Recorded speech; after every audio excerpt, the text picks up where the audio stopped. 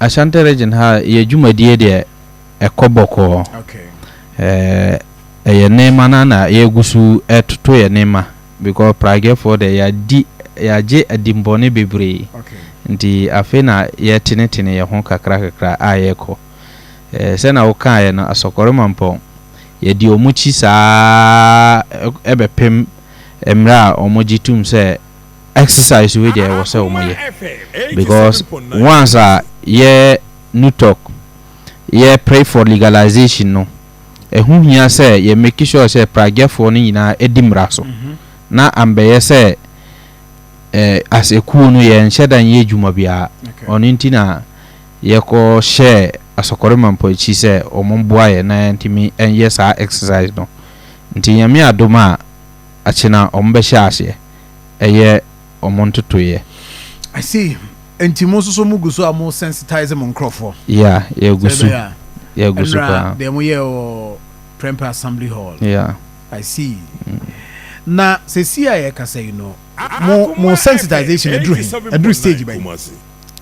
Okay, sensitization no there yeah across all the regions. Onentina before say ye be program we ye ko to ema ye na executive a omo ho a miamia no e kasaye ye meet stakeholders ema omo tia say Pragyia no it has come to stay. Then it is time for us to regulate it properly. Na ye wi honum na ye pese ye climax of the tour.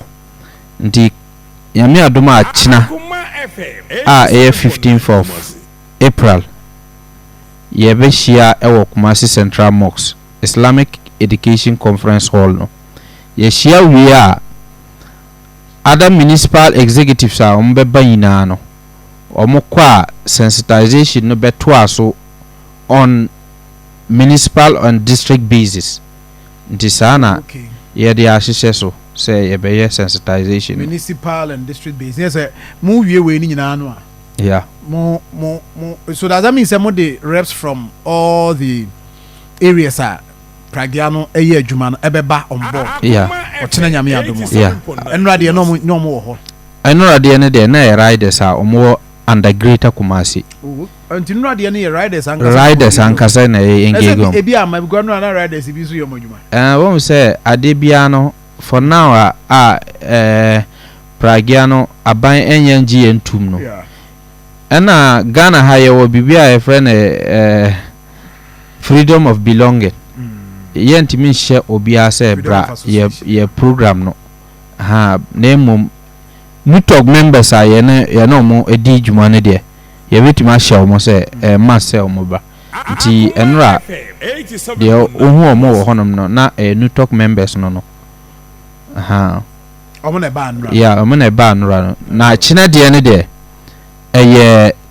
station any zonal executive from municipals and districts no omo na ye invite omo na nye riders no ye invite mpinimfo nko a nti omo ba ye beteku mo through the proposed LI eba ene name a ewo say ye ya omo ye image so ebetimi asa a improve on edimbone na sebi amanfo edi gu ye so no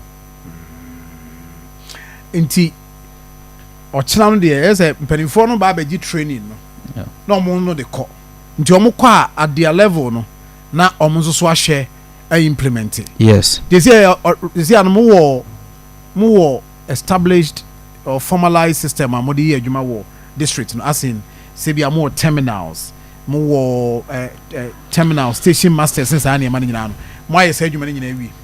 Yeah, before say eku no beba no already na individuals wo almost stations dada ena emia bebi wo hono ma ye ni Pragyia sheda ni stations ono nti na hu say ye gina kwan so no nti program we ne ya sheda invite regional minister ankasa ena ya sato yansa efre bantama hene.